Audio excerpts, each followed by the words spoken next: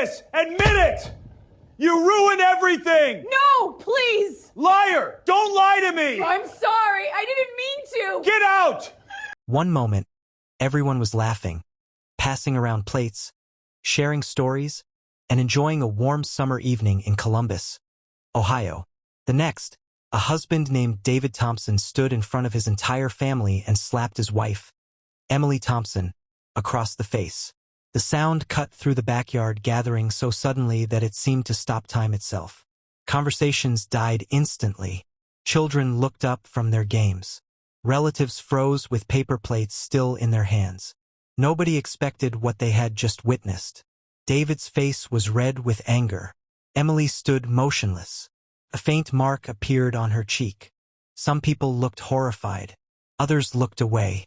A few laughed nervously, treating the moment like another one of David's outbursts. David believed he had made his point. He believed everyone would move on. Most importantly, he believed Emily would remain silent as she always had. What he didn't know was that this single moment would trigger a chain of events that would destroy his reputation, shatter his assumptions, and expose a secret that had been hidden for years.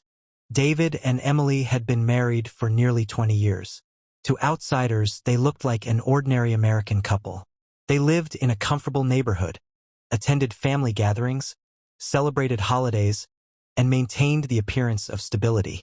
But appearances rarely tell the whole story. David had always enjoyed being viewed as successful. He liked being the person everyone turned to for advice. At family gatherings, he spoke the loudest. He told the stories. He controlled the conversations. Emily was different. She listened more than she spoke. She rarely sought attention. She avoided arguments whenever possible. Many people mistook her quiet nature for weakness. They assumed she depended entirely on her husband. Over time, David began believing the same thing. He convinced himself that Emily needed him for everything. The reality was far different. What nobody knew was that Emily had spent the last decade building an extraordinary business empire in secret. Years earlier, when the family had struggled financially, she had started learning everything she could about online commerce, logistics, and investing. While David slept, Emily studied. While others watched television, Emily researched. She made mistakes. She lost money. She started over. Then she tried again. Gradually, those efforts began producing results. A small business became a profitable company. One company became two. Then came investments. Then partnerships. Then opportunities that expanded beyond Ohio. Emily never spoke about her success because she had learned long ago that people often dismissed her ideas before she could finish explaining them. Remaining quiet became easier. The strange thing was that Emily never changed her lifestyle. Despite growing wealth, she continued living modestly. She drove practical vehicles. She dressed simply. She never showed off. To family members, she appeared exactly the same. That was one reason nobody suspected anything. The second reason was David himself. He never asked enough questions. Whenever Emily mentioned work, he quickly redirected the conversation toward himself. Whenever she achieved something, he treated it as insignificant. Eventually, she stopped sharing details altogether. As the years passed, David became increasingly comfortable with his version of reality. He saw himself as the provider. He believed he was carrying the family. Meanwhile, Emily quietly accumulated assets worth millions. Commercial properties, technology investments, warehouses, distribution businesses, ownership stakes in growing companies. Her network expanded. Executives knew her name. Investors sought her advice. Yet at family gatherings she remained simply Emily, the quiet wife standing beside David. The night of the family party changed everything. After the slap, Emily didn't scream. She didn't cry. She didn't argue. Instead, she stared directly at David for several seconds. Witnesses would later remember that look more than the slap itself. There was disappointment in her eyes, but something else as well. Finality. Then she calmly placed her plate on a nearby table and spoke 7 words. "You'll understand what you've done soon enough." Without another word, she walked away. The following morning, Emily was gone. She hadn't disappeared. She hadn't run away. She had simply left the family home. David assumed she would return after a few days. After all, she always had before. He expected an apology, a conversation, perhaps even forgiveness. Instead, days turned into weeks. Then unexpected phone calls began arriving. Attorneys contacted him. Financial institutions requested information. Corporate representatives asked questions. At first, David thought there had been some mistake. Then the documents started arriving. One envelope changed everything. Inside were legal papers connected to a separation process. Attached to those documents was a list of assets. David stared at the pages in disbelief. The numbers didn't make sense. He read them again, then again. The figures remained the same.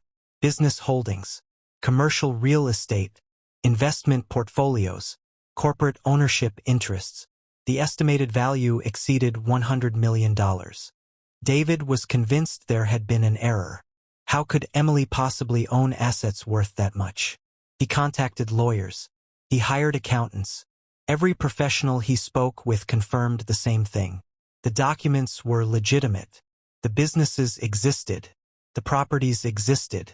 The investments existed. Emily wasn't an employee. She wasn't a consultant. She wasn't assisting someone else's company. She was the founder, owner, and decision-maker behind an empire that had quietly grown over the course of a decade. News spread through the family quickly. Relatives who had witnessed the slap were stunned. Many struggled to believe what they were hearing. The same woman they had underestimated for years had become one of the most successful entrepreneurs in their region. Family members began replaying old conversations in their minds. They remembered moments when Emily had offered ideas nobody listened to. They remembered occasions when David interrupted her. They remembered how often people overlooked her completely. As details emerged, another truth became impossible to ignore. Emily had built most of her success before the slap occurred. She hadn't stayed with David because she needed financial support. She had stayed because she believed the marriage could improve. She had stayed because she hoped respect would eventually replace criticism. She had stayed because she valued the relationship more than the money she had earned. The realization hit David harder than any financial revelation. Emily had possessed the ability to leave at any time, yet she had chosen to stay. The slap had simply become the moment she finally stopped believing things would change. Months passed. David attempted everything he could think of. He wrote letters. He left messages. He apologized repeatedly. He asked mutual friends to speak on his behalf. Emily listened politely to some of those efforts but remained firm in her decision. The issue was never money. It wasn't success. It wasn't status. The issue was respect. For years, she had been treated as though her opinions carried less weight. For years, her accomplishments had been ignored. The slap had merely revealed a truth she could no longer deny. As time went on, David's greatest punishment wasn't financial loss. It wasn't public embarrassment. It wasn't even the end of his marriage. His greatest punishment was understanding exactly what he had lost. He had spent years believing he was the strongest person in the relationship. He had spent years assuming Emily existed in his shadow. Only after she left did he realize the truth. The woman he dismissed had built something extraordinary while remaining loyal to a family that rarely appreciated her. The woman he humiliated publicly had demonstrated more patience, discipline, and resilience than he ever understood. In the years that followed, Emily continued expanding her businesses. She became known for mentoring women entrepreneurs and supporting community projects throughout Ohio. She rarely discussed her personal life publicly. When people asked about the story, she often redirected the conversation toward lessons rather than blame. Success, she explained, was never about proving others wrong.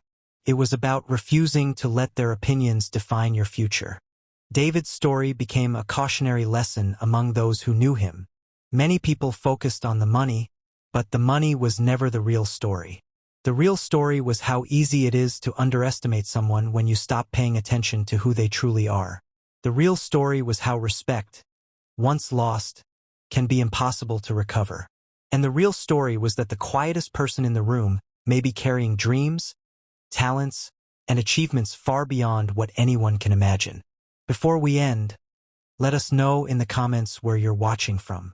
We'd love to hear from you. And if this story made you think differently about the people in your own life, don't forget to subscribe for more stories that reveal how appearances can sometimes hide extraordinary truths. Thanks for watching.